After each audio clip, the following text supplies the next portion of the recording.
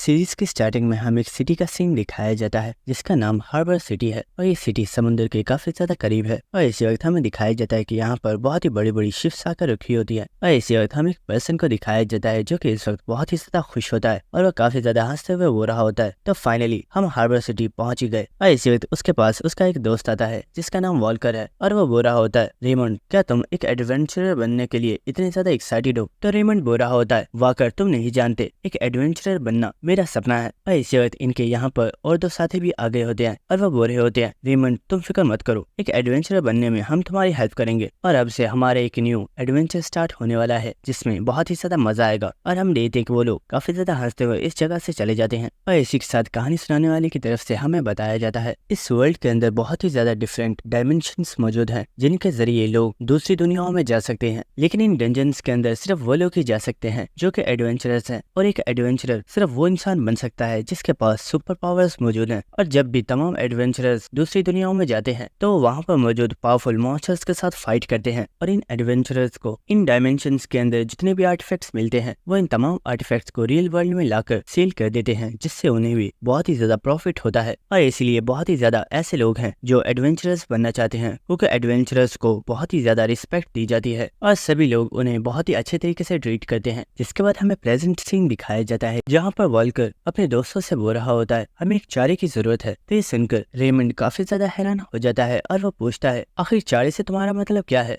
तो वॉल्कर उन्हें बताता है, रेमंड डंजन्स बहुत ही ज्यादा खतरनाक प्लेसेस हैं और डंजन्स के अंदर डेंजर लेवल बहुत ही ज्यादा हाई होता है, इसलिए हमें एक ऐसे स्लीव की जरूरत है कि अगर हम किसी प्रॉब्लम में भी फंस जाए तो हम उसे चारे के तौर पर यूज करके वहां से भाग सकते हैं। और इसी वक्त इनके ग्रुप में मौजूद एक लड़की बोलती है, वॉल्कर ने बिल्कुल ठीक कहा है, इसलिए हमें एक स्लीव खरीदने के लिए स्लीव मार्केट में चलना चाहिए। जिसके बाद हमें नेक्स्ट स्लीव मार्केट का सीन दिखाया जाता है जहाँ पर एक पर्सन वॉल्कर को स्लेव्स दिखा रहा होता है और वो बोल रहा होता है, मिस्टर एडवेंचरर आप फिक्र मत कीजिए, यहाँ पे जितने भी स्लेव्स हैं वो सभी बहुत ही ज्यादा अच्छे हैं और आप बहुत आसानी से इनसे अपनी बात मनवा सकते हैं। और जैसा कि आपने बोला है कि आपको चारे के तौर पर इस्तेमाल करने के लिए 2 स्लेव्स चाहिए, तो मुझे लगता है कि आपको इन 2 यंग लड़कों को चूज करना चाहिए। ये डंजन में आपके सामान को कैरी करने में भी आपकी हेल्प कर सकते हैं। ये सुनकर वॉल्कर भी मान जाता है और वो इन दोनों स्लेव्स को बाय कर लेता है। जिसके बाद हमें नेक्स्ट डंजन पोर्टल का सीन दिखाया जाता है जहाँ पर वॉल्कर और उसकी तमाम टीम मेंबर्स आ चुके होते हैं। और इसी के साथ वॉल्कर बोल रहा होता है, मुझे लगता है हम लोग बहुत ही ज्यादा लकी हैं क्योंकि अभी तक इस डंजन के अंदर कोई भी पर्सन नहीं गया है और शायद हमें यहाँ से काफी ज्यादा अच्छे आर्टिफैक्ट्स मिल सकते हैं। और इसी के साथ वो वहाँ दरख्त पर निशान लगा देता है और हम देखते हैं कि यहाँ पर उसकी टीम के जितने भी मेंबर्स होते हैं वो इस डंजन में जाने के लिए काफी ज्यादा एक्साइटेड होते हैं और सभी लोग एक साथ इस डंजन के अंदर एंटर हो जाते हैं। लेकिन जब ये लोग इस डंजन के अंदर आते हैं ये सभी काफी ज्यादा हैरान हो गए होते हैं और हमें दिखाया जाता है कि ये डंजन काफी ज्यादा ब्यूटीफुल होती है। और इस डंजन को देखकर रेमंड बोल रहा होता है, वाओ ये जगह तो बहुत ही ज्यादा ब्यूटीफुल है, मैंने ऐसा नजारा पहले कभी भी नहीं देखा। लेकिन वॉल्कर रेमंड से बोल रहा होता है, रेमंड तुम्हें इतना ज्यादा केयरलेस नहीं होना चाहिए, ये एक डंजन है इसलिए तुम सभी लोगों को रेडी रहना चाहिए, यहाँ पर कभी भी कोई भी मॉन्स्टर हमारे ऊपर अटैक कर सकता है। और हाँ, जिस गेट के जरिए हम इस डंजन के अंदर एंटर हुए हैं इस गेट के जरिए हम दोबारा यहाँ से वापस नहीं जा सकते, इसलिए हमें इस डंजन के दूसरे एग्जिट गेट को तलाश करना होगा। और वह सभी चलते हुए इस जगह से आगे बढ़ रहे होते हैं। लेकिन इसी वक्त हम देखते हैं कि एक मॉन्स्टर इस ग्रुप में मौजूद लड़की के ऊपर अटैक कर देता है और उसने उस लड़की को अपने मुंह के अंदर भर लिया होता है। और इस मॉन्स्टर को यहाँ पर देखकर सभी लोग काफी ज्यादा घबरा गए होते हैं। और इसी के साथ हमें दिखाया जाता है कि यहाँ पर सिर्फ एक मॉन्स्टर नहीं होता बल्कि इस जगह पर बहुत ही ज्यादा मॉन्स्टर्स मौजूद होते हैं और इन सभी ने इन तमाम लोगों को घेर लिया होता है। और ये देखकर वॉल्कर बोल रहा होता है, आखिर ऐसा कैसे पॉसिबल है, हम लोग अभी इस डंजन के अंदर एंटर हुए हैं और यहाँ पर इतने ज्यादा मॉन्स्टर्स आ चुके हैं, क्या ये सच में कोई ई रैंक डंजन है? अगर ये सच में एक ई रैंक डंजन है तो इसके अंदर इतने ज्यादा मॉन्स्टर्स कैसे हैं? और इस वक्त हम देखते हैं कि वॉल्कर अपने बो में एक फायर एरो को रेडी कर लेता है जिसे वो उस मॉन्स्टर के ऊपर शूट कर देता है जिसने उस लड़की को खाया था और वो एक ही अटैक में इस मॉन्स्टर को मार डालता है। और इसी के साथ वॉल्कर चिल्लाकर बोलता है, टेरर जल्दी करो और इन स्लेव्स को यहाँ पर बांध दो, हमें इस जगह से भागना होगा। तो ये सुनकर वो स्लेव्स काफी ज्यादा शॉक हो गए होते हैं और उनमें एक पर्सन बोल रहा होता है, आखिर तुम क्या कह रहे हो, तुम ऐसा नहीं कर सकते, हमें तो बताया गया था कि तुम लोग हमें यहाँ पर सिर्फ अपना सामान कैरी करने के लिए लेकर आए हो। तो ये सुनकर टेरर बोल रहा होता है, अपनी बकवास बंद करो। और इसी इसी के साथ हम देखते हैं कि वो लोग इन्हें चेन्स के साथ एक दरख्त के साथ बांध देते हैं और वो जख्मी लड़की को लेकर यहाँ से भागना स्टार्ट कर देते हैं। और ऐसे वक्त हम देखते हैं कि यहाँ पर जितने भी मॉन्स्टर्स मौजूद होते हैं वो इन स्लेव्स के ऊपर अटैक कर देते हैं और उन्होंने यहाँ पर एक स्लेव को मार डाला होता है। इसके बाद हमें वॉल्कर की टीम का सीन दिखाया जाता है जो कि इस वक्त भागते हुए उस जगह से बहुत ही ज्यादा दूर आ गए होते हैं। और इसी के साथ वॉल्कर बोल रहा होता है हम इस डंजन को क्लियर नहीं कर सकते, हमें कुछ भी करके इस डंजन के एग्जिट गेट को तलाश करना होगा वरना हम सभी यहीं पर मारे जाएंगे। लेकिन इसी वक्त हम रेमंड को देखते हैं जो कि इस वक्त बहुत ही ज्यादा सदमे में होता है। लेकिन इसी वक्त टेरर उसे उसके गर्दन से पकड़ लेता है और वो बोल रहा होता है रेमंड बास्टर्ड, क्या तुम पागल हो गए हो? होश से काम लो वरना हम सभी लोग यहाँ पर मारे जाएंगे। ये वक्त घबराने का नहीं है, हमें कुछ भी करके एग्जिट गेट को तलाश करना है। और इसी के साथ वो उसे हिम्मत देते हुए बोलता है तुम फिक्र मत करो, मैं तुम्हें कुछ भी नहीं होने दूंगा और मैं तुम्हें प्रोटेक्ट करूंगा। लेकिन इसी वक्त हम देखते हैं कि टेरर के पीछे एक बहुत ही बड़ा मॉन्स्टर आ गया होता है जो कि टेरर के ऊपर एक बहुत ही जोरदार अटैक करके टेरर को यहीं पर किल कर देता है। और टेरर के मरते ही रेमंड और भी बहुत ज्यादा घबरा गया होता है और वह जमीन पर गिर जाता है। लेकिन इसी वक्त वॉल्कर अपने बो में एक बार फिर से फायर एरो को एक्टिवेट कर लेता है और वो इस मॉन्स्टर के ऊपर अटैक करने वाला होता है। लेकिन इसी वक्त वो मॉन्स्टर अपनी जबान के साथ वॉल्कर को उसकी गर्दन से पकड़ लेता है और वो इसे अपने मुंह के अंदर खींच लेता है और वो उसे बाइट करके यहीं पर मार डालता है। और ये देखकर रेमंड और भी बहुत ज्यादा घबरा गया होता है और वो यहाँ से भागने की कोशिश कर रहा होता है लेकिन वो जमीन पर गिर जाता है। और हम देखते हैं कि वो मॉन्स्टर बहुत ही ज्यादा हंसते हुए रेमंड की तरफ ही आ रहा होता है और ऐसे वक्त वो मॉन्स्टर रेमंड के ऊपर भी अटैक कर देता है जिसकी वजह से रेमंड बहुत ही ज्यादा चिल्ला रहा होता है। लेकिन इसी के साथ हमें यहाँ पर किसी पर्सन को दिखाया जाता है जो कि दरख्त पर खड़ा होकर रेमंड को ही देख रहा होता है। और इसी के साथ हमें दिखाया जाता है कि रेमंड अब भी जिंदा होता है क्योंकि उस मॉन्स्टर ने रेमंड के पैरों को खा लिया होता है। और रेमंड ने यहाँ पर इस पर्सन को देख लिया होता है और वो बोलता है तुम तो वही स्लेव हो जिसे हम अपने साथ यहाँ पर लेकर आए थे, प्लीज मेरी हेल्प करो, मैं मरना नहीं चाहता, मेरे सभी दोस्तों को इन मॉन्स्टर्स ने मार डाला है, प्लीज मेरी हेल्प करो। लेकिन हम देखते हैं कि वो पर्सन यहाँ पर कुछ भी नहीं कर रहा होता। तो ये देखकर वो पर्सन काफी ज्यादा गिड़गिड़ाते हुए बोलता है प्लीज मैं तुमसे भीख मांगता हूँ, मुझे इस मॉन्स्टर से बचा लो। लेकिन हम देखते हैं कि इस पर्सन की बात सुनने के बाद भी उस स्लेव को यहाँ पर कोई भी फर्क नहीं पड़ा होता। और ये देखकर वो पर्सन चिल्लाते हुए बोलता है बास्टर्ड, क्या मुझे यहाँ पर मरता हुआ देखकर तुम्हें मजा आ रहा है? क्या तुम कोई साइको हो? आखिर तुम मेरी हेल्प क्यों नहीं करते? और हम देखते हैं कि इस पर्सन की ये बात सुनकर वो पर्सन स्माइल कर रहा होता है और इसी वक्त वो जंप करके जमीन पर आ जाता है। और इसी वक्त उस पर्सन ने यहाँ से एक स्पीयर को उठा लिया होता है और वो बोलता है मैं कोई साइको नहीं हूँ, लो मैं तुम्हें बचाने के लिए आ गया, लेकिन मुझे लगता है कि तुम्हें बचाने के लिए अब बहुत ही ज्यादा देर हो चुकी है। और इसी के साथ हम देखते हैं कि वो मॉन्स्टर रेमंड की बाकी बची हुई बॉडी को भी उठा लेता है और वो आहिस्ता आहिस्ता रेमंड को खा रहा होता है। और ये देखकर रेमंड हंसना स्टार्ट कर देता है और इस पर्सन को गाली देते हुए बोलता है बास्टर्ड, अगर हम यहाँ पर नहीं बच पाए तो बचोगे तुम भी नहीं, तुम भी यहीं पर मारे जाओगे क्योंकि अब अगला नंबर तुम्हारा है। और इसी वक्त हम देखते हैं कि वो मॉन्स्टर रेमंड को मुकम्मल तौर पर खा जाता है। इसके बाद हम देखते हैं कि वो मॉन्स्टर चलता हुआ इस स्लेव की तरफ आ रहा होता है और वो स्लेव भी इस मॉन्स्टर से फाइट करने के लिए बिल्कुल रेडी होता है। और इसी वक्त वो मॉन्स्टर इस स्लेव के ऊपर बहुत ही तेजी के साथ अटैक करने के लिए आ जाता है। लेकिन हम देखते हैं कि वो स्लेव बहुत ही तेजी के साथ उस मॉन्स्टर की बॉडी के ऊपर अटैक करके इस मॉन्स्टर की बॉडी में एक बहुत ही बड़ा छेद बना देता है और वो इसे यहीं पर किल कर देता है। और इसी के साथ वो पर्सन अपने बालों को सहलाते हुए बोलता है मैं एक बार पहले भी मर चुका हूँ और अब दोबारा मरने का मेरा कोई भी इरादा नहीं है। और इसी के साथ हमें इस पर्सन की शक्ल को दिखाया जाता है और दोस्तों यही हमारा मेन प्रोटैगनिस्ट है जिसका नाम अल्फा है। और इसी के साथ हमें एक प्रीवियस मेमोरी दिखाई जाती है और अल्फा हमें बता रहा होता है मेरी प्रीवियस लाइफ में वर्ल्ड का सबसे ज्यादा स्ट्रॉन्गेस्ट हंटर बन चुका था, लेकिन उस वक्त हमारे इस वर्ल्ड का एंड हो रहा था, लेकिन मैं अकेला एक ऐसा पर्सन था जो अपनी आखिरी सांस तक इन मॉन्स्टर्स के साथ फाइट करता रहा था। और इसी के साथ हमें दिखाया जाता है कि सामने वाले एरिया की तरफ से बहुत ही ज्यादा ड्रैगन्स उड़ते हुए यहाँ पर मौजूद हंटर्स की तरफ आ रहे होते हैं। और इसी के साथ हमें दिखाया जाता है कि इन तमाम मॉन्स्टर्स के अंदर बहुत ही ज्यादा पावरफुल ड्रैगन्स मौजूद होते हैं। और इसी के साथ इन तमाम ड्रैगन्स के अंदर इन सभी ड्रैगन्स का किंग गॉर्डन थील भी मौजूद होता है जिसके टोटल 3 सर हैं। और इस वक्त हम एक लड़की को देखते हैं जो कि चलते हुए अल्फा के पास आ रही होती है और वो बता रही होती है अल्फा नॉर्थ और वेस्ट एरिया मुकम्मल तौर पर डिस्ट्रॉय हो गया है, यहाँ तक के 6 स्ट्रॉन्गेस्ट हीरो वो भी मारे गए हैं और अब सिर्फ एक हीरो ही रह गया है और वो सिर्फ तुम हो।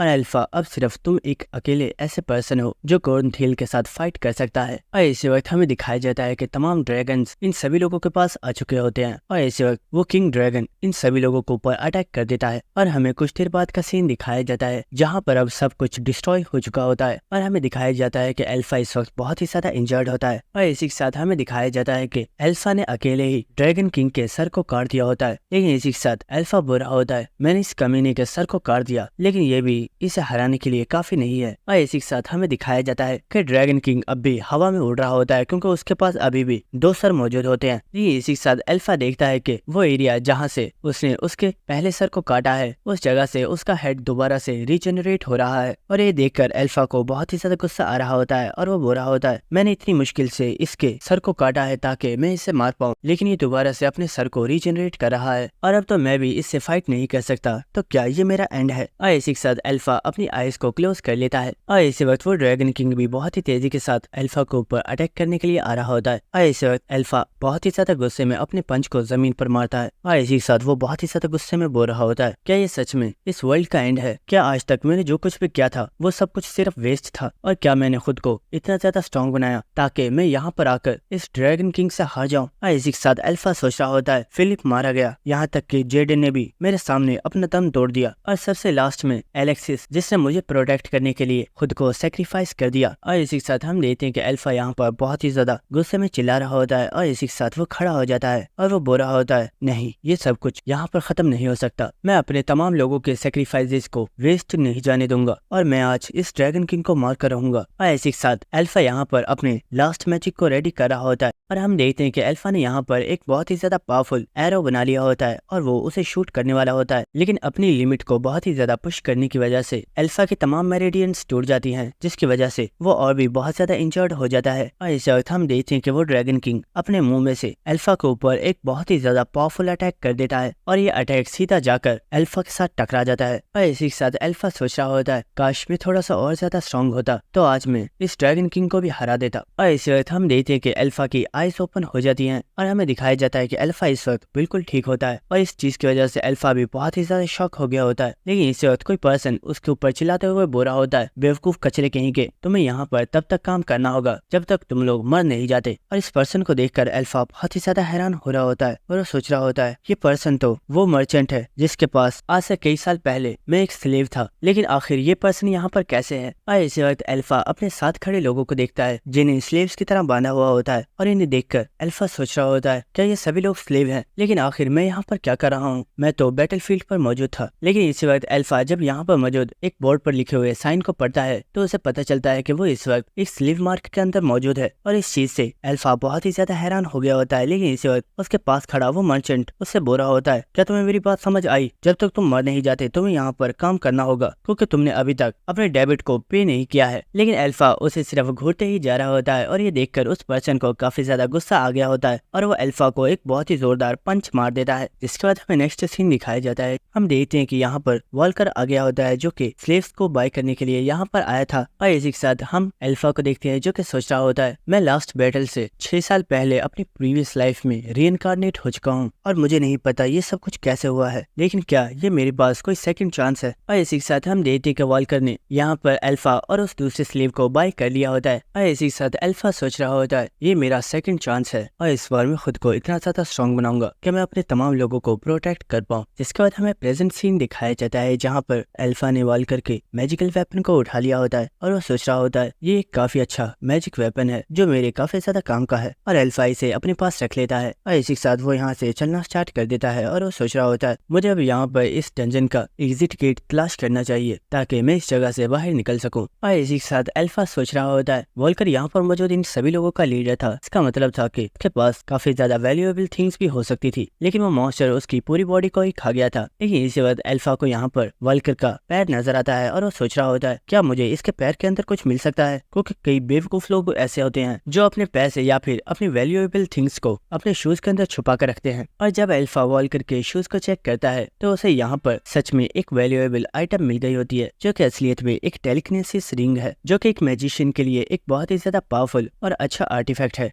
लेकिन इसी वक्त अल्फा को कुछ महसूस होता है और वह देखता है कि यहाँ पर और भी बहुत ही ज्यादा मॉन्स्टर्स आ चुके होते हैं और इन्हें देखकर अल्फा सोच रहा होता है, यहाँ पर ये तमाम मॉन्स्टर्स ब्लड को स्मेल करके आए हैं। और इसी वक्त हम देखते हैं कि वो तमाम मॉन्स्टर्स बहुत ही तेजी के साथ अल्फा के ऊपर अटैक कर देते हैं और अल्फा अपने स्पेयर के साथ इन मॉन्स्टर्स को मार रहा होता है। लेकिन इसी वक्त एक मॉन्स्टर अपनी जबान के साथ अल्फा के स्पेयर के ऊपर अटैक करके उसके स्पेयर को तोड़ देता है और ये देखकर अल्फा काफी ज्यादा हैरान हो गया होता है। लेकिन इसी वक्त एक मॉन्स्टर बहुत ही तेजी से अल्फा के ऊपर अटैक कर देता है और वो अल्फा के सर को खाने वाला होता है। लेकिन इस वक्त अल्फा ने अपनी मैजिक पावर्स को एक्टिवेट कर दिया होता है और इस वक्त वो उस मैजिक वेपन के जरिए उस मॉन्स्टर के ऊपर फायर एरो के साथ अटैक करके उसे भी मार डालता है। और इसी के साथ अल्फा सोच रहा होता है ये सच में काफी ज्यादा क्लोज था, मैं अभी मरते मरते बचा हूँ। और इसी के साथ हम देखते हैं कि अल्फा ने जो अटैक किया होता है वो फायर एरो सीधा ही उड़ता हुआ जा रहा होता है। तो ये देखकर अल्फा सोचता है मुझे अपने फायर एरोज को इस तरह से वेस्ट नहीं करना चाहिए और इसी वक्त वो अपनी न्यू रिंग को एक्टिवेट कर देता है और हम देखते हैं कि वो टेलीकिनेसिस के जरिए अपने फायर एरो को कंट्रोल कर पा रहा होता है, जिसके जरिए वो यहाँ पर मौजूद तमाम मॉन्स्टर्स को किल कर देता है। और इसी के साथ अल्फा सोच रहा होता है यहाँ पर इन मॉन्स्टर्स की तादाद बहुत ही ज्यादा है, मुझे जल्दी से इन सभी को खत्म करना होगा। और इसी वक्त अल्फा दोबारा से अपने फायर एरो को एक्टिवेट कर रहा होता है, लेकिन अल्फा को पता चलता है कि उसके मैजिक वेपन के ऊपर कुछ देर का कूल डाउन लग गया है, जिसकी वजह से वो काफी ज्यादा हैरान हो गया होता है। और इस वक्त कुछ मॉन्स्टर्स ने उसके ऊपर अटैक किया होता है, लेकिन वो बहुत ही तेजी से इस अटैक को डॉज कर लेता है। और इसी वक्त कुछ और मॉन्स्टर्स अल्फा के ऊपर अटैक कर रहे होते हैं, लेकिन अल्फा अपने मैजिक वेपन के साथ इन मॉन्स्टर्स के साथ फाइट करना स्टार्ट कर देता है और वो एक मॉन्स्टर के ऊपर अटैक करते हुए उस मॉन्स्टर को बहुत ही जोर से किक मारकर वहां से काफी ज्यादा पीछे हो जाता है। और इसी वक्त वो नोटिस करता है कि उसके मैजिकल वेपन के ऊपर से कूल डाउन हट चुका है। और इसी वक्त अल्फा अपने मैजिक वेपन को यूज करते हुए एक और बहुत ही ज्यादा पावरफुल फायर एरो शूट कर देता है। और इसी के साथ अल्फा अपनी टेलीकिनेसिस रिंग को एक्टिवेट कर देता है और वो अपने इस फायर एरो को कंट्रोल करते हुए यहाँ पर मौजूद तमाम मॉन्स्टर्स को मारना स्टार्ट कर देता है। और हम देखते हैं कि उसने बहुत ही आसानी से सिर्फ एक एरो के साथ यहाँ पर मौजूद तमाम मॉन्स्टर्स को किल कर दिया होता है। लेकिन इसी वक्त अल्फा को किसी पर्सन की आवाज आती है और इस आवाज को सुनकर अल्फा काफी ज्यादा हैरान होता है और वो देखता है कि ये पर्सन और कोई नहीं बल्कि वही लड़की है जिसके ऊपर सबसे पहले मॉन्स्टर्स ने अटैक किया था। और इसे जिंदा देखकर अल्फा सोच रहा होता है इसके ऊपर सबसे पहले मॉन्स्टर्स ने अटैक किया था, लेकिन ये अभी तक जिंदा है। और इसी वक्त वो लड़की अल्फा से बोलती है तुम कोई नॉर्मल स्लेव नहीं हो, क्योंकि एक नॉर्मल स्लेव कभी भी अपनी पूरी लाइफ में मैजिकल सर्कल्स को अवेकन नहीं कर पाता। आखिर तुम कौन हो और तुम हमारे साथ यहाँ पर क्यों आए? लेकिन इसी के साथ वो लड़की बोलती है कहीं ऐसा तो नहीं कि हमारे साथ ये जो कुछ भी हुआ है ये सब कुछ पहले से ही तुम्हारी स्कीम थी और ये सब चीजें तुमने पहले से ही प्लान की हुई थी। तो ये सुनकर अल्फा कुछ भी नहीं बोल रहा होता और वो लड़की बोल रही होती है आखिर तुम कुछ बोलते क्यों नहीं, क्या ये सब कुछ तुम्हारा प्लान था? लेकिन अल्फा उस लड़की से बोलता है यहाँ पर तुम सब लोगों के साथ जो कुछ भी हुआ है इस वजह से कुछ भी मेरा प्लान नहीं था। और सच तो ये है कि अगर ये मॉन्स्टर्स तुम लोगों के ऊपर अटैक नहीं करते तो मैं खुद तुम सभी को मार डालता, क्योंकि तुम जैसे घटिया लोग जो कि एक इंसान को एक चारे के तौर पर यूज करते हैं उन्हें जिंदा रहने का कोई भी हक नहीं है। और ये बात सुनकर उस लड़की को काफी ज्यादा गुस्सा आ रहा होता है। लेकिन इसी वक्त हम देखते हैं कि अल्फा अपने मैजिक वेपन को एक्टिवेट कर लेता है और अल्फा इस लड़की को यहीं पर किल कर देता है। जिसके बाद हमें नेक्स्ट सिटी का सीन दिखाया जाता है और कोई पर्सन सड़क पर चल रहा होता है, जिसे देखकर आसपास मौजूद सभी लोग काफी ज्यादा हैरान हो रहे होते हैं और वो कह रहे होते हैं आखिर ये पर्सन कौन है, क्या ये एक स्लेव है? लेकिन आखिर ये यहाँ पर क्या कर रहा है? इसे तो स्लेव मार्केट में होना चाहिए था, क्या ये वहाँ से भागकर यहाँ पर आया है?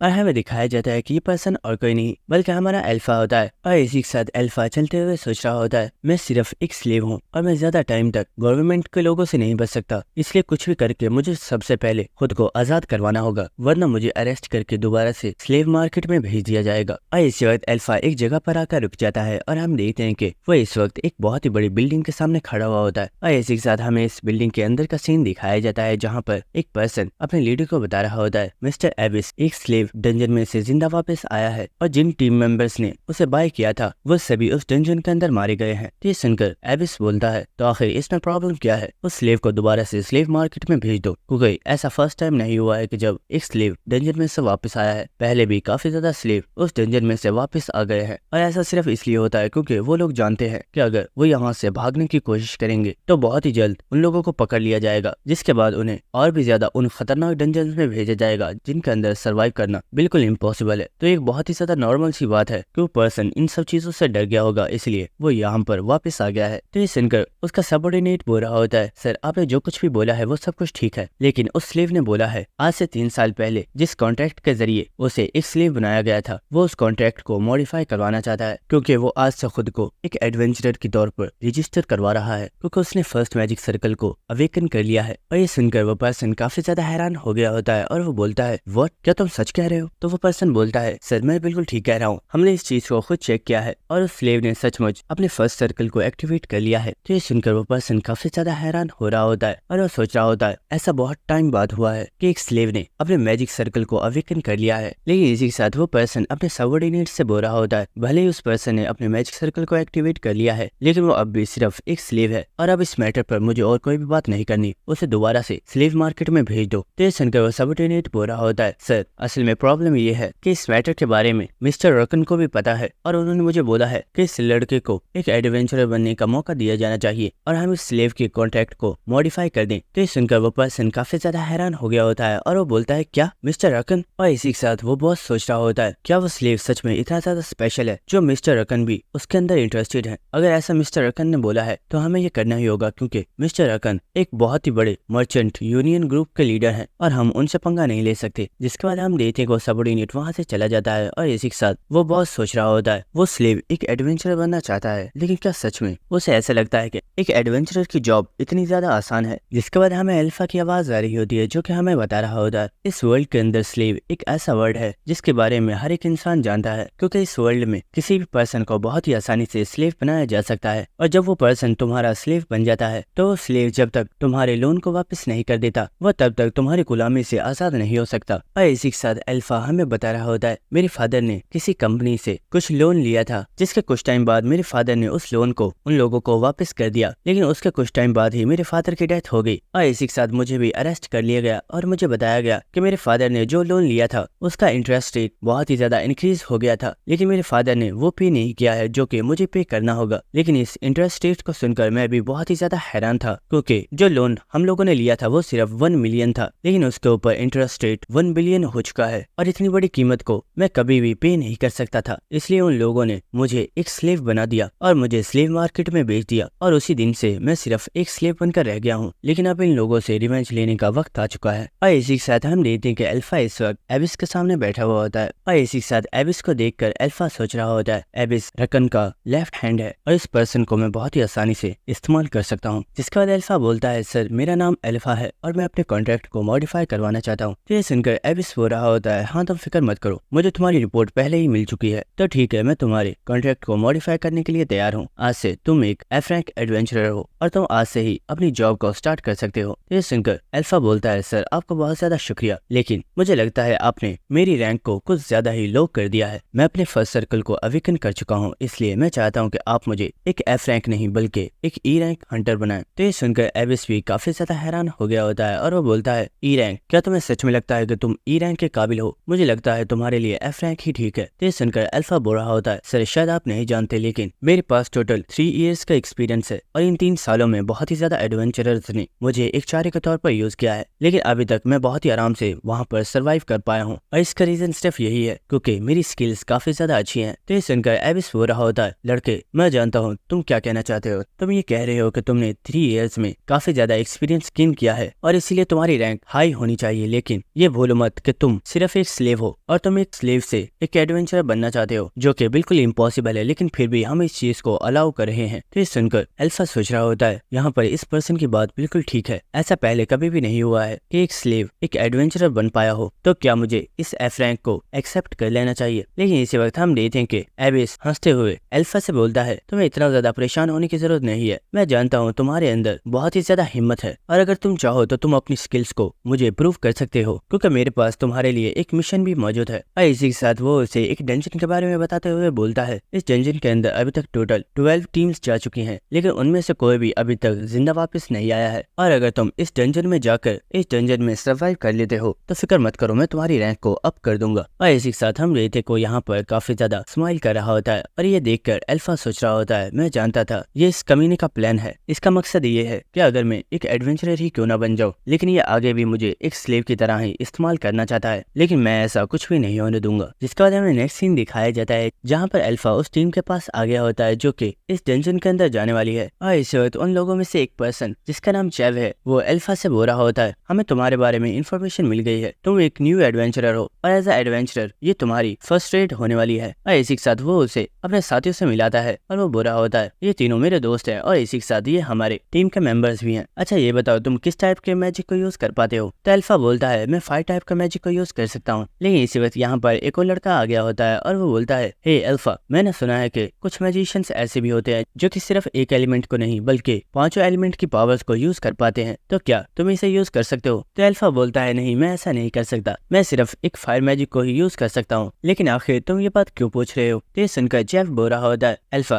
तुम्हें इस पर इतना ज्यादा ध्यान देने की जरूरत नहीं है, और वैसे भी हमारा मिशन सिर्फ इतना है कि अभी तक जितनी भी टीम्स इस डंजन के अंदर गई हैं, हमें उन सभी के तमाम आर्टिफैक्ट्स को कलेक्ट करके इस डंजन से बाहर लाना है, क्योंकि वो तमाम आर्टिफैक्ट्स ही काफी ज्यादा कीमती है। तो ये बात सुनकर वो व्हाइट हेयर वाला लड़का बोल रहा होता है, हे चेव, क्या हम ऐसा नहीं कर सकते कि जितने भी आर्टिफैक्ट्स हैं उन्हें बाहर लाने के बाद उन्हें बेचकर सारे पैसे हम लोग ही रख लें, क्योंकि हर एक आर्टिफैक्ट तकरीबन 7 से 8,000 डॉलर का होगा। लेकिन इन आर्टिफैक्ट्स के बदले में ये गिल्ड वाले हमें सिर्फ 300 से 400 डॉलर ही पे करने वाले हैं। तो ये सुनकर चेफ बोल रहा होता है, अपनी बकवास बंद करो, ये हमारा मिशन है और हमें बस इसे कंप्लीट करना है। जिसके बाद वो सभी लोग इस डंजन के अंदर एंटर हो जाते हैं और हमें डंजन के अंदर का सीन दिखाया जाता है, जहाँ पे ये सभी लोग आपस में बातें कर रहे होते हैं। और इसी के साथ चेफ बोल रहा होता है, हमें सबसे पहले एक सेफ एरिया पर अपने रुकने के लिए कोई जगह बनानी होगी, ताकि कोई भी मॉन्स्टर हमारे ऊपर अटैक ना कर पाए। और हम देखते हैं कि इन लोगों ने अपने पास से काफी ज्यादा सामान निकाल लिया होता है, और हम देखते हैं कि इन्होंने कुछ ही देर में यहाँ पर अपने रुकने के लिए एक काफी अच्छा सेटअप कर लिया होता है। जिसके बाद चेव इन सभी लोगों से बोल रहा होता है, थाई, मैक्स और राव, तुम तीनों एक टीम में रहोगे और मैं और अल्फा हम दोनों एक टीम में हैं, और अभी के लिए तुम लोग इस टेंट पर रुको और हम लोग जाकर इस डंजन के अंदर विजिट करके आते हैं। और हम देखते हैं कि चेव और अल्फा दोनों ही इस फॉरेस्ट के अंदर चले जाते हैं, और इसी के साथ चलते हुए ये लोग आपस में बातें कर रहे होते हैं। और इसी के साथ चेव बोल रहा होता है, हम लोग इस फॉरेस्ट में बहुत ही ज्यादा दूर तक आ चुके हैं, लेकिन अभी तक हमने एक भी मॉन्स्टर को नहीं देखा है, यहाँ तक कि यहाँ पर उन हंटर्स में से किसी एक का भी अभी तक हमें कोई भी आर्टिफैक्ट नहीं मिला है। लेकिन आखिर ऐसा कैसे पॉसिबल है? तो ये सुनकर अल्फा बोल रहा होता है, टीम लीडर, मैं इस वक्त काफी ज्यादा नर्वस हूँ, क्या आप नर्वस नहीं हो? तो ये सुनकर चेफ बोल रहा होता है, अल्फा, तुम्हें इतना ज्यादा नर्वस होने की जरूरत नहीं है, ये तुम्हारी फर्स्ट एड है, इसलिए तुम इतने ज्यादा परेशान हो।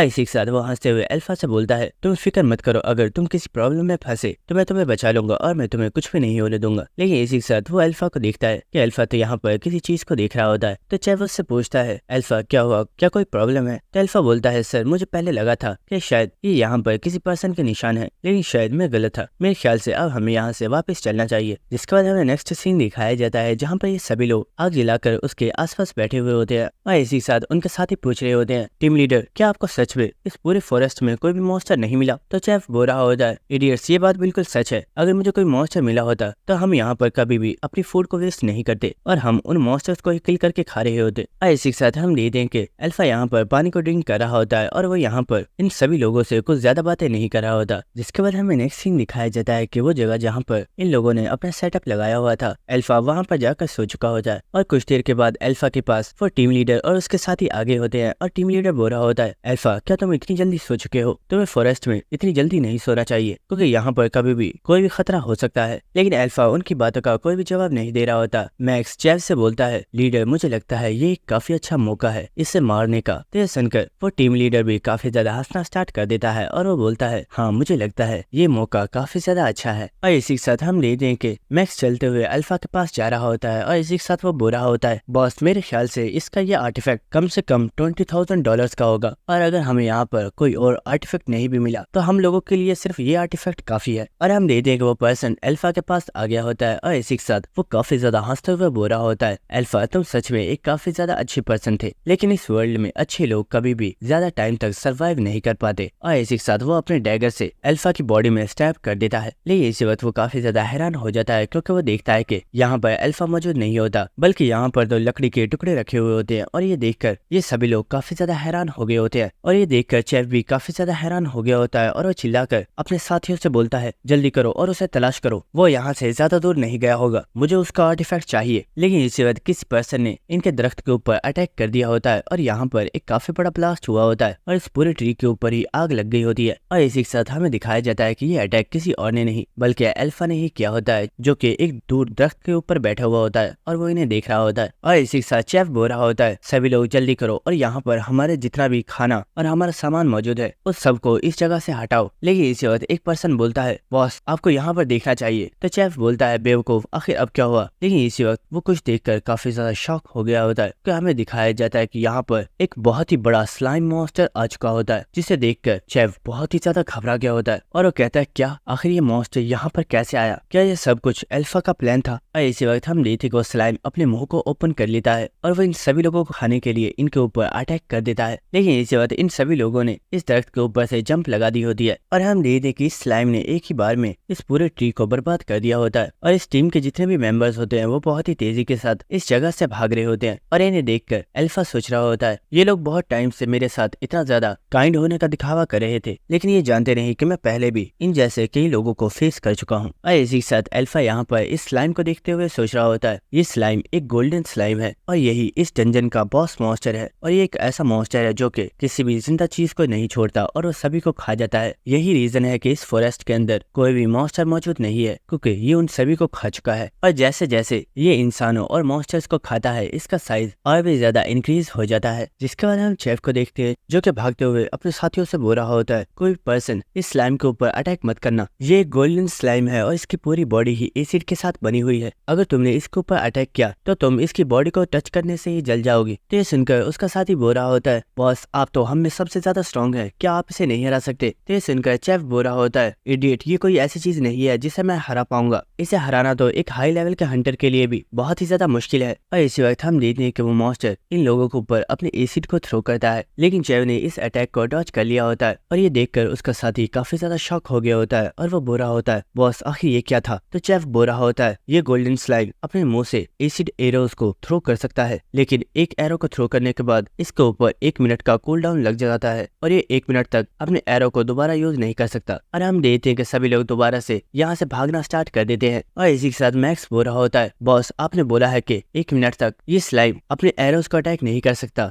मुझे लगता है कि इस मॉन्स्टर को मारने के लिए ये काफी ज्यादा अच्छा मौका है क्योंकि मुझे इस मॉन्स्टर का कोर नजर आ रहा है और अगर हमने इसके कोर को डिस्ट्रॉय कर दिया तो ये मॉन्स्टर भी खत्म हो जाएगा। और इसी वक्त मैक्स बहुत ही तेजी के साथ इस मॉन्स्टर की तरफ भागना स्टार्ट कर देता है, लेकिन ये देखकर चैब उसे आवाज लगा रहा होता है और वो बोल रहा होता है मैक्स यहीं पर रुक जाओ, तुम उसे नहीं हरा पाओगे, वो मॉन्स्टर बहुत ही ज्यादा डेंजरस है। लेकिन हम देखते हैं कि मैक्स बहुत ही तेजी के साथ जंप करते हुए उस मॉन्स्टर के ऊपर अटैक करने के लिए चला जाता है, लेकिन वो मॉन्स्टर दोबारा से अपने एसिड को मैक्स के ऊपर थ्रो करके उसे यहीं पर कर देता है। और ये देखकर चेफ बहुत ही ज्यादा शॉक हो गया होता है और वो बोल रहा होता है आखिर ये कैसे पॉसिबल है, अभी इसकी स्किल के कूल डाउन को खत्म होने में हाफ मिनट बाकी था तो इसने दोबारा से अपने एसिड एरो को इस्तेमाल कैसे किया। लेकिन इसी वक्त हम देखते कि वो स्लाइम इन सभी लोगों को ऊपर अपने बहुत ही ज्यादा एसिड को थ्रो कर देता है और वो अपने एसिड के साथ इन सभी लोगों को मार डालता है। जिसके बाद वो मॉन्स्टर चलता हुआ वहां से जा रहा होता है और इसे देखकर अल्फा सोच रहा होता है इस मॉन्स्टर की स्किल के ऊपर जो कूल डाउन था वो अब खत्म हो चुका है क्योंकि ये अभी तक इसे मारने के लिए आए हुए तमाम हंटर्स के पावरफुल आर्टिफैक्ट्स को खा चुका है और काफी ज्यादा आर्टिफैक्ट्स को खाने की वजह से इसकी स्किल के ऊपर से वो कूल डाउन खत्म हो चुका है और ये कभी भी अब अपनी स्किल को यूज कर सकता है। और इसी के साथ हम देखते हैं कि वो मॉन्स्टर चलता हुआ वहां से जा रहा होता है और इसी के साथ अल्फा सोच रहा होता है इस मॉन्स्टर को हराना बहुत ही ज्यादा मुश्किल है, लेकिन अगर मुझे खुद को प्रूव करना है तो मुझे इस मॉन्स्टर को हराना ही होगा। और इसी के साथ अल्फा स्माइल कर रहा होता है।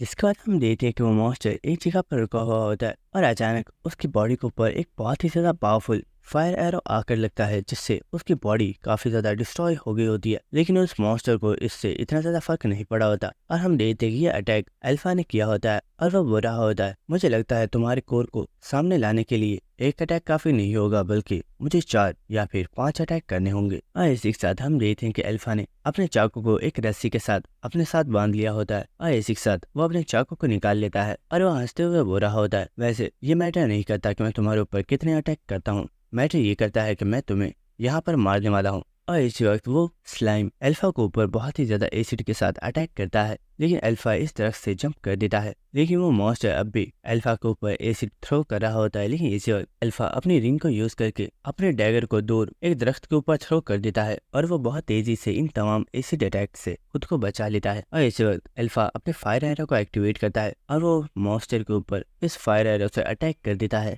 और इसी वक्त वो मॉन्स्टर भी अल्फा के ऊपर एक बहुत ही ज्यादा पावरफुल अटैक करता है, लेकिन अल्फा बहुत ही तेजी के साथ इस अटैक को भी डॉज कर लेता है। और इसी वक्त वो एक और फायर एरो के साथ उस स्लाइम के ऊपर अटैक कर देता है और हम देखते कि इन अटैक्स की वजह से उस स्लाइम को भी अल्फा के ऊपर बहुत ही ज्यादा गुस्सा आ रहा होता है और वो बहुत ही तेजी के साथ अल्फा के ऊपर अपने एसिड को थ्रो कर रहा होता है, लेकिन अल्फा अपने डैगर को अपनी टेलीकिनेसिस से मूव करवा रहा होता है और वो बहुत ही आसानी से इन तमाम अटैक्स को ही डॉज कर रहा होता है। और वो इसी वक्त एक और फायर एरो को इस स्लाइम के ऊपर थ्रो करता है, लेकिन उस स्लाइम ने इस अटैक को डॉज कर लिया होता है। लेकिन इसी वक्त अल्फा दोबारा से अपनी स्किल टेलीकिनेसिस से उस फायर एरो को कंट्रोल करके उसे दोबारा से लाकर स्लाइम की बॉडी को ऊपर ही थ्रो कर देता है। और हम देखते कि इस बार जो धमाका हुआ होता है उससे उस स्लाइम का कोर सामने नजर आ रहा होता है और इस वक्त बहुत ही तेजी के साथ अल्फा उस कोर के ऊपर अटैक करने के लिए आ चुका होता है और वह अपनी फाइनल अटैक के साथ इस कोर के ऊपर अटैक करने वाला होता है। लेकिन इसी वक्त हम देखते हैं कि वो स्लाइम भी अपने हाथ के साथ अल्फा के ऊपर अटैक कर रहा होता है और इस चीज को अल्फा नोटिस कर लेता है और वो बहुत ही तेजी से अपने टेलीकिनेसिस से अपने डैगर को बहुत ही ज्यादा दूर थ्रो करता है और वो बहुत आसानी से इस अटैक को डॉच कर लेता है और वो वहां से काफी ज्यादा दूर चला गया होता है। और हम देखते हैं कि अल्फा ने अपने लास्ट फायर एरो को रेडी कर लिया होता है और वो इस अटैक को इस स्लाइम मॉन्स्टर के ऊपर कर देता है। लेकिन हम देखते हैं कि वो मॉन्स्टर अपने हाथ के साथ इस अटैक को ब्लॉक कर रहा होता है और ये देखकर अल्फा स्माइल कर रहा होता है और वो बोलता है, क्या तुम्हें सच में लगता है कि तुम इसे इस तरह से ब्लॉक कर पाओगे? और हम देखते हैं कि अल्फा बहुत ही तेजी से अपने उस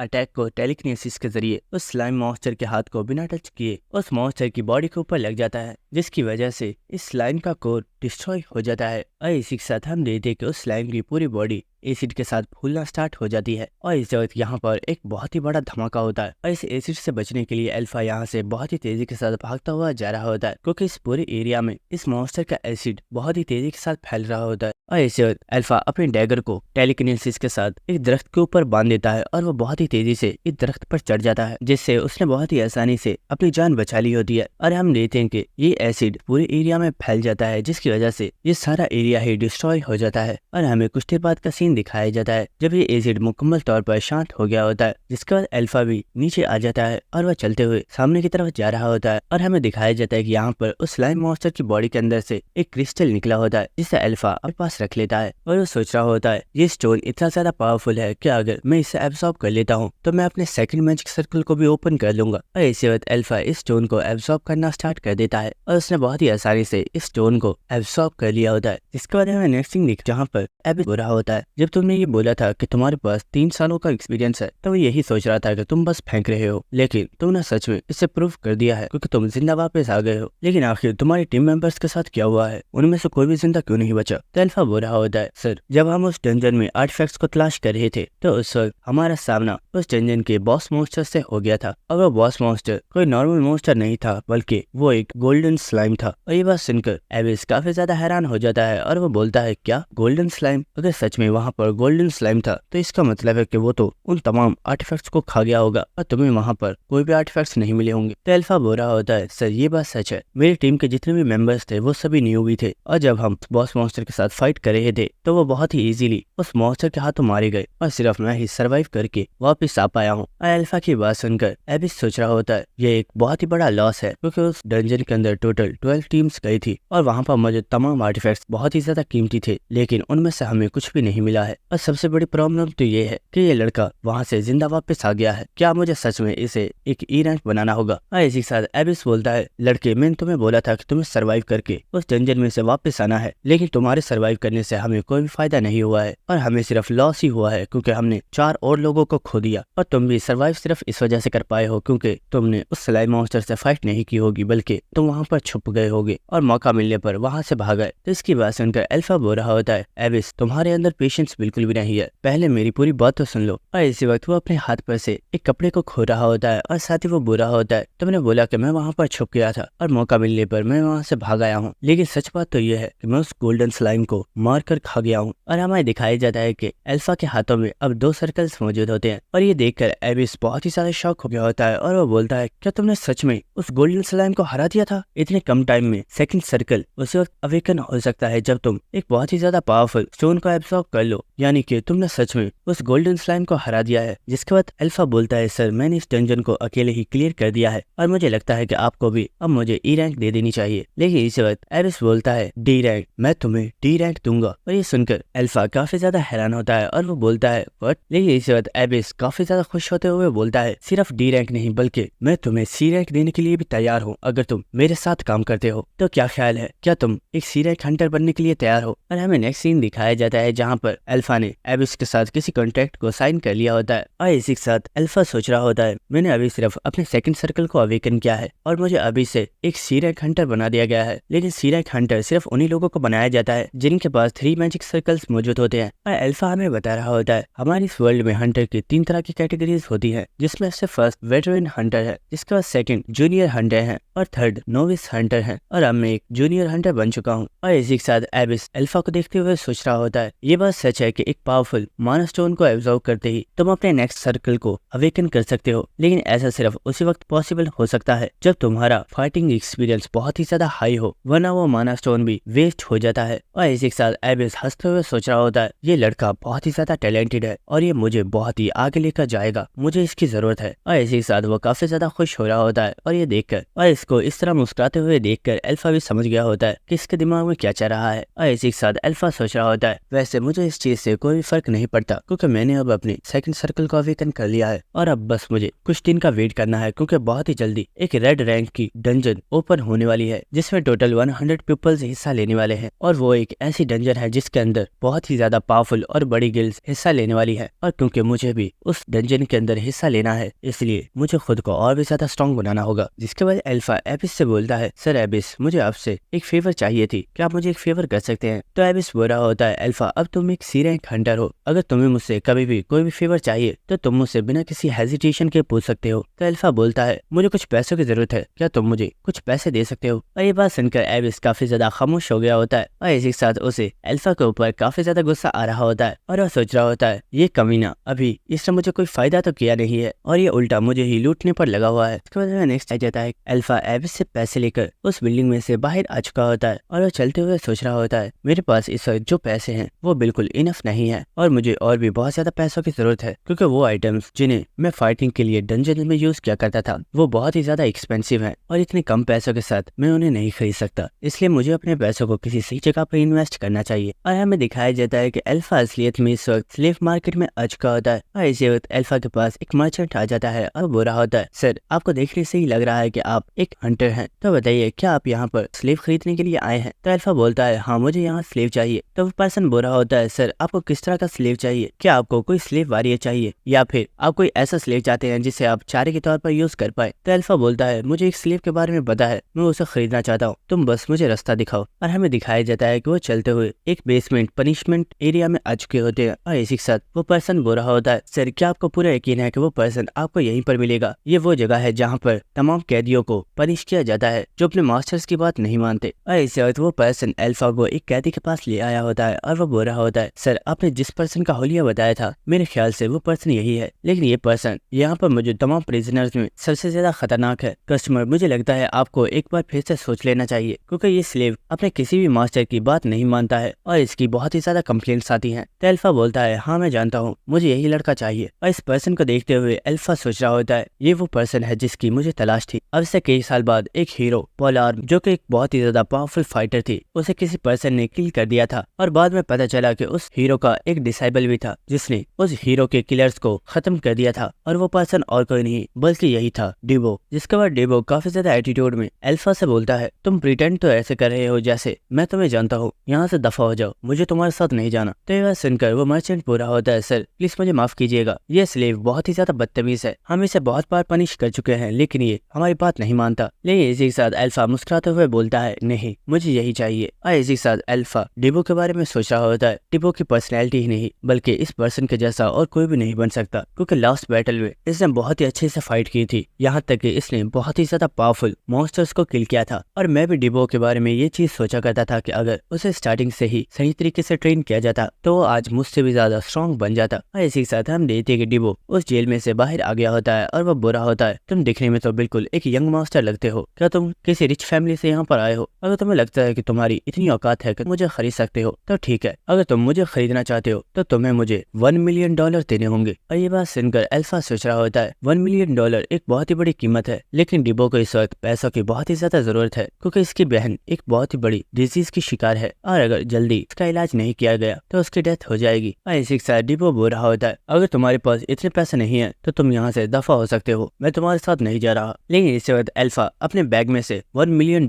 निकालकर उनके सामने रख देता है और ये देखकर डिबो और वो मर्चेंट दोनों ही बहुत ही ज्यादा हैरान हो गए होते हैं और वो बोलते हैं, क्या तुम सच में मुझे $1 मिलियन देने के लिए तैयार हो? इसी के साथ डिबो बिल्कुल खामोश हो गया होता है। लेकिन इसी के साथ अल्फा बोलता है, मैं तुम्हारे साथ जो कॉन्ट्रैक्ट साइन करना चाहता हूँ तुम पहले उसे सुन लो। तुम मेरे साथ एक वॉरियर की तरह रहोगे और तुम्हें डंजन्स में मेरे साथ मिलकर फाइट करनी होगी, जिसके बाद हमारा जो भी प्रॉफिट होगा उसमें से 70% मेरा होगा और 30% तुम्हारा। और ये बात सुनकर वो मर्चेंट सोच रहा होता है, इस पर्सन की ऑफर तो दूसरे लोगों से बहुत ही ज्यादा अलग है, क्योंकि ये इसे अपना कोई स्लेव नहीं बनाना चाहता, बल्कि ऐसा लग रहा है जैसे ये इसे अपना पार्टी मेंबर बना रहा है। और इसी के साथ अल्फा अपने कॉन्ट्रैक्ट को डिबो को देते हुए बोलता है, तुम इसे एक बार देख लो, जिसके बाद सोच समझकर इस पर साइन कर देना। लेकिन हम देखते हैं डिबो फौरन से उस कॉन्ट्रैक्ट को छीन लेता है और वो बोलता है, इस चीज की कोई भी जरूरत नहीं है, मैं ये साइन करने के लिए तैयार हूँ। और इसी वक्त वो अपने अंगूठे को काटकर फौरन से अपने खून से इस कॉन्ट्रैक्ट के ऊपर अंगूठा लगा देता है। और ये देखकर अल्फा स्माइल कर रहा होता है, जिसके बाद अल्फा बोलता है, क्योंकि अब हम लोगों ने कॉन्ट्रैक्ट साइन कर लिया है तो अब हम लोग डायरेक्ट एक डंजन में जाने वाले हैं, लेकिन उससे पहले हमें कुछ आर्टिफैक्ट्स को खरीदना होगा। तो ये सुनकर डिबो भी काफी ज्यादा एक्साइटेड होता है। लेकिन इसी के साथ अल्फा बोलता है, डिबो मैंने तुम्हें 1 मिलियन में खरीदा है और अब तुम्हें इस चीज को साबित करना होगा कि तुम सचमुच 1 मिलियन के वर्दी थे। तो ये सुनकर डिबो बोल रहा होता है, हाँ फिक्र मत करो, मैं इसके लिए तैयार हूँ। जिसके बाद हमें नेक्स्ट जंगल का सीन दिखाया जाता है और इसी के साथ हम यहाँ पर डिबो को देखते हैं, जिसने अपने हाथ में एक बहुत ही बड़ा एक्स पकड़ा हुआ होता है और वो अल्फा से बोल रहा होता है, बॉस मुझे लगता है शायद आपको कोई मिसअंडरस्टैंडिंग हो गई है। मैंने आपसे बोला था कि मुझे एक लॉन्ग स्वॉर्ड चाहिए, लेकिन आप मेरे लिए एक एक्स ले आए हैं। मुझे लगता है हमारे पास अब भी टाइम है, आपको इस एक्स को वापस करके मेरे लिए एक लॉन्ग स्वॉर्ड ले आनी चाहिए, क्योंकि मैंने पहले कभी भी एक एक्स को यूज नहीं किया है। तो अल्फा बोलता है, तुम आज के बाद लॉन्ग स्वॉर्ड नहीं बल्कि एक एक्स को ही यूज किया करोगी, और अगर तुम्हें ये पसंद नहीं है तो हम अपने कॉन्ट्रैक्ट को यहीं पर खत्म कर सकते हैं। ये सुनकर डिबो बोलता है, अरे नहीं, ऐसा करने की जरूरत नहीं है, मैं एक्स को भी बहुत अच्छे से इस्तेमाल कर सकता हूँ। जिसके बाद हम देखते हैं कि ये दोनों ही डंजन गेट के पास आ चुके होते हैं और इसी के साथ हम देखते हैं कि इस डंजन में टोटल 8 पीपल्स की एंट्री है। जिसके बाद डिबो बोलता है, बॉस आखिर हमारे बाकी के टीम मेंबर्स कहाँ पर हैं? इस डंजन के अंदर टोटल 8 पीपल्स जाने वाले हैं और मुझे लगता है क्योंकि आपके पास काफी ज्यादा पैसा है इसलिए आपने अपनी टीम में काफी अच्छे वॉरियर्स को रखा होगा। वैसे अगर उनमें एक हीलर हो तो ये और भी ज्यादा अच्छा है, क्योंकि मुझे अक्सर हीलर की जरूरत पड़ती रहती है। लेकिन हम देखते हैं कि अल्फा तो खामोशी से उसकी शक्ल को ही देख रहा होता है और ये देखकर डिबो काफी ज्यादा हैरान हो जाता है और वो बोलता है, बॉस आखिर आप मुझे ऐसे क्यों देख रहे हो? कहीं ऐसा तो नहीं कि हमारी टीम में हम सिर्फ 2 ही लोग हैं? लेकिन अल्फा बोलता है, फिक्र मत करो, हमारी टीम में इनफ मेंबर्स मौजूद हैं। तो सुनकर डिबो भी शांत हो जाता है और वो बोलता है, बॉस आपने तो मुझे डरा ही दिया था। लेकिन इसी के साथ हम देखते हैं कि अल्फा अपनी फिंगर को डिबो की तरफ पॉइंट कर देता है और ये देखकर डिबो काफी ज्यादा हैरान हो गया होता है और वो बोलता है, सर आखिर इससे क्या मतलब है? तो अल्फा कुछ भी नहीं बोल रहा होता और वो बहुत ही खामोशी के साथ खड़ा होता है। तो डिबो काफी ज्यादा घबराते हुए बोलता है, वेट, कहीं ऐसा तो नहीं कि सचमुच हम सिर्फ 2 ही लोग हैं? लेकिन इसी वक्त हम देखते हैं कि अल्फा डिबो को उठाकर इस डंजन के गेट में फेंक देता है और वो खुद भी इस डंजन के अंदर आ चुका होता है। लेकिन इसी के साथ हम डिबो को देखते हैं जिसे अल्फा के ऊपर बहुत ही ज्यादा गुस्सा आ रहा होता है और वो चिल्लाते हुए बोल रहा होता है, बेवकूफ, क्या तुम पागल हो? क्या तुम्हें सच में लगता है कि तुम अकेले 7 लोगों के जितने पावरफुल हो? आखिर तुमने सोच भी कैसे लिया कि 8 लोगों वाली डंजन को सिर्फ 2 लोग क्लियर कर पाएंगे? लेकिन हम देखते हैं कि अल्फा बहुत ही खामोशी से उसकी बात सुन रहा होता है और इसी में डिबो को कुछ धूल उड़ती हुई नजर आती है और हमें पता चलता है कि ये असलियत में कुछ मॉन्स्टर्स होते हैं जो कि बहुत ही तेजी से भागते हुए इन लोगों की तरफ ही आ रहे होते हैं।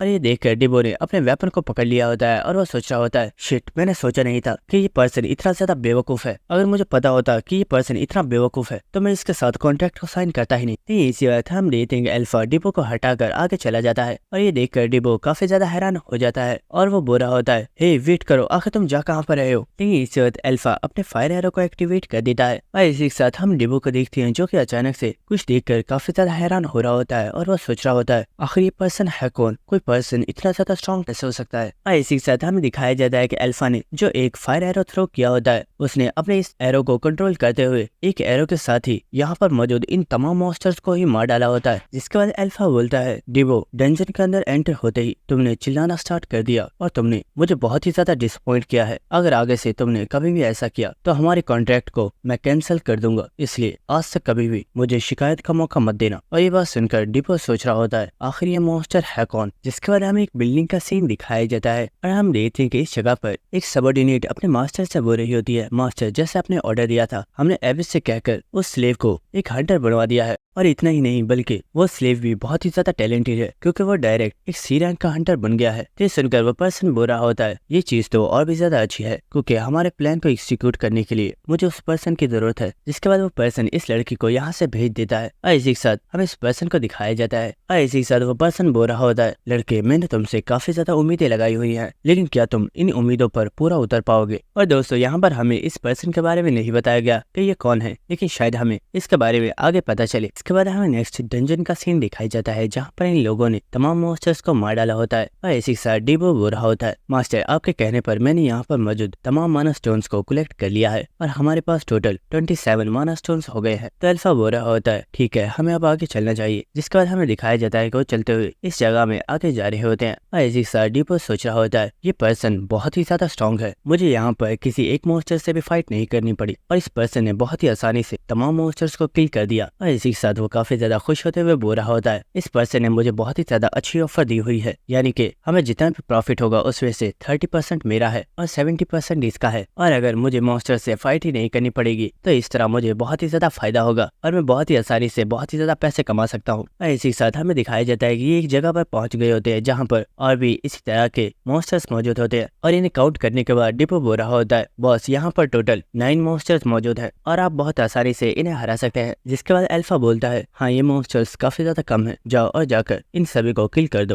और ये सुनकर डिबो काफी ज्यादा हैरान हो गया होता है और वो बोलता है व्हाट। और इसी के साथ वो अल्फा के फेस को देखता है और वो सोच रहा होता है मुझे लगता है ये पर्सन मेरे साथ कोई मजाक नहीं कर रहा, इन मॉन्स्टर्स को मुझे ही मारना होगा। और हमें नेक्स्ट सीन दिखाया जाता है कि डिपो बहुत ही तेजी के साथ इन मॉन्स्टर्स के ऊपर अटैक करने के लिए चला जाता है और वो अपने एक ही अटैक के साथ एक मॉन्स्टर को 2 टुकड़ों में कट कर देता है। और आवाज को सुनकर यहाँ पर सभी मॉन्स्टर जाग गए होते हैं और इन मॉन्स्टर्स को देखकर डिबो सोच रहा होता है मुझे लगा था मेरा बॉस क्रेजी है, लेकिन सच में वो एक बहुत ही बड़ा क्रेजी बॉस्टर्ड है। क्या मुझे सच में इस बेकार वेपन के साथ इन सभी मॉन्स्टर्स को हराना होगा? और हम देखते हैं कि वो तमाम मॉन्स्टर्स डिबो के ऊपर अटैक करने के लिए आ रहे होते हैं और डिबो बहुत ही तेजी के साथ इन मॉन्स्टर्स के साथ फाइट करना स्टार्ट कर देता है। और डिबो की फाइट को अल्फा भी देख रहा होता है और वो सोच रहा होता है डिबो का फाइटिंग स्टाइल इस वक्त बहुत ही ज्यादा खराब है क्योंकि उसने आज से पहले कभी भी एक एक्स को यूज नहीं किया है, लेकिन बहुत ही जल्दी उसे ये रियलाइज हो जाएगा कि एक एक्स उसके लिए बिल्कुल परफेक्ट है। और इसी वक्त हम देखते हैं कि एक मॉन्स्टर डिबो के ऊपर अटैक करने के लिए आ रहा होता है, लेकिन डिबो बहुत ही तेज रफ्तार के साथ अपने एक्स के साथ मॉन्स्टर के टुकड़े टुकड़े कर देता है। और हम देखते हैं कि वो बहुत ही तेजी के साथ इन मॉन्स्टर्स के साथ फाइट कर रहा होता है और ये देखकर अल्फा सोच रहा होता है जितना मैंने सोचा था डिबो उससे काफी ज्यादा टैलेंटेड है क्योंकि उसने बहुत ही जल्दी एक एक्स को इस्तेमाल करना सीख लिया है। और हम देखते हैं कि डिबो बहुत ही तेजी के साथ यहाँ पर मौजूद इन तमाम मॉन्स्टर्स खत्म कर देता है, लेकिन इसी वक्त डिबो को अर्थ के बहुत ही ज्यादा हिलने का एहसास होता है और ये देखकर वो अल्फा से बोलता है बॉस आखिर ये क्या हो रहा है, क्या यहाँ पर कोई अर्थक्वेक आ रहा है? लेकिन इसी वक्त डिबो देखता है कि ये आवाज पहाड़ी के अंदर से आ रही होती है और इसी वक्त एक जगह से वो पहाड़ी टूट जाती है और वहाँ से किसी मॉन्स्टर का एक बहुत ही बड़ा पैर निकलकर सीधा डिबो के ऊपर अटैक कर देता है, लेकिन डिबो ने बहुत ही तेजी से इस अटैक को डॉज कर लिया होता है। और इस चीज को देखकर डिबो काफी ज्यादा हैरान हो गया होता है और वो बुरा होता है ये क्या बकवास है, क्या अब हमें इस मॉन्स्टर से फाइट करनी होगी? और इसी के साथ हमें दिखाया जाता है कि ये असलियत में एक बहुत ही बड़ा ट्री मॉन्स्टर होता है और वो मॉन्स्टर एक बार फिर से डिबो के ऊपर अटैक कर देता है, लेकिन अल्फा बहुत ही तेजी से डिबो को बचा लेता है और वो उसे दूर फेंक देता है। और इसी वक्त अल्फा अपने फायर एरो को एक्टिवेट करता है और वो इस एरो को इस ट्री के ऊपर थ्रो कर देता है और ये देखकर डिबो सोच रहा होता है यस बॉस ने अपने मैजिक को यूज किया है, बॉस का फायर मैजिक बहुत ही आसानी से इस ट्री को हरा देगा। लेकिन इसी वक्त हम देखते हैं कि उस ट्री ने तो बहुत ही आसानी से अपनी जड़ों के साथ इस अटैक को ब्लॉक कर लिया होता है और ये देखकर अल्फा भी काफी ज्यादा हैरान होता है, लेकिन इसी वक्त वो अपने एक और अटैक को इस ट्री के ऊपर कर देता है और इसी वक्त वो टेलीकिनेसिस को यूज करते हुए उस एरो को इस ट्री के इर्द गिर्द घुमाना स्टार्ट कर देता है और वो उसकी बैक पर इस एरो के साथ अटैक करने वाला होता है, लेकिन वो ट्री बहुत ही आसानी से अपनी एक टहनी के साथ इस अटैक को भी ब्लॉक कर लेता है। और ये देखकर अल्फा बहुत ही ज्यादा हैरान हो गया होता है और वो सोच रहा होता है इस मॉन्स्टर ने तो मेरे इस अटैक को भी ब्लॉक कर लिया। और हम देखते हैं कि वो मॉन्स्टर यहाँ पर काफी ज्यादा स्माइल कर रहा होता है और इसी के साथ